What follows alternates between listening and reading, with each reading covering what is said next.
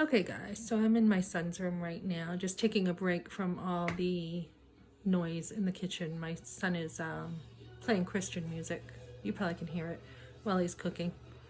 Um, he played some Christian music for me, my other son, because he knows that I wanted to hear it. And my other son here plays guitar, and music is a big soother for me. So, what I want to talk about is abortion again, and how do you deal with someone forcing an abortion on you? How do you deal with that reality? Like I said, I shared on Instagram how I was forced, and a lot of girls are like, well, I didn't have an ultrasound and nobody told me, there was no informed consent. And that was like, no, there was nothing for me. There was no ultrasound, there was no informed consent. It was just take off your clothes and I'm putting something in you. He didn't even tell me he was putting something in me. He just did it. So I was totally blindsided. So when you're totally blindsided in life, it's happened a couple times to me where you didn't expect something and then something happens. So my husband right now has totally blindsided me. I thought, healing from him pushing me and moving forward, and just going forward. So he has gone down pretty bad. I mean, I knew, like, he had an addiction to smoking that he quit, which was awesome. And then he had an addiction to pornography.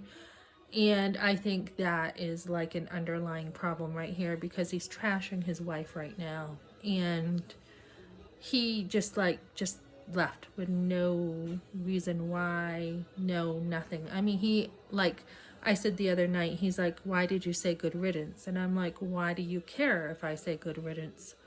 I can walk away. I am a woman who can walk away, and guys don't need undeserved chances over and over. If a guy will not repent and, truly change his ways, then he doesn't deserve you.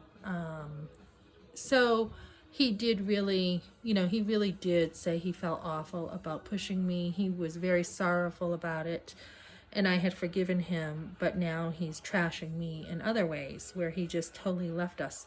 So that kind of tells me he couldn't have been too sorry, because this is the kind of stuff that gets you to that place.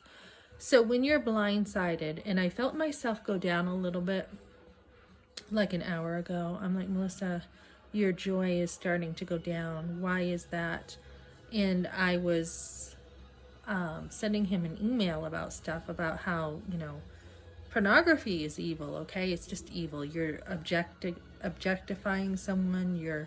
You're degrading them, and I'm like, you're going down a little bit because you are not trusting God. So then I was just like, okay, God, I've got to trust you again, and I'll be okay. So I was thinking back to the abortion, and what did I do? When I had nobody, not one person to help me, I just kind of had to go within myself and just, kind of tolerate it and realize that somehow I was going to be okay through all this. I mean, I did have a nurse say it's going to be okay and held my hand. I didn't have anybody, so I kind of had to use my own resources to survive. And rely on myself. But I do think I was a Christian because I had asked Christ into my heart as a little girl, and I did feel his presence. I knew he was there, and in a weird kind of way, I knew that he had me. So that's kind of what you have to do in that situation. Like my son was bringing me places, and this was after the post-abortive class here in Colorado.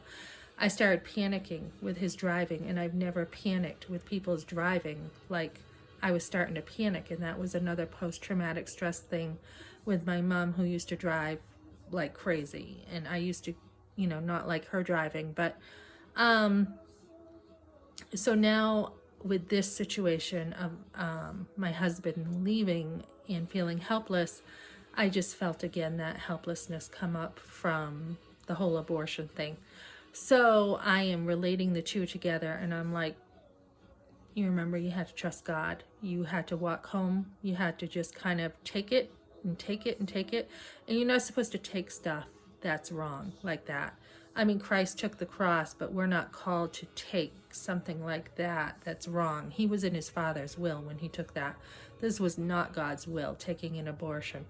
But I was an obedient kid, and I did what I was told. So I just did what I was told.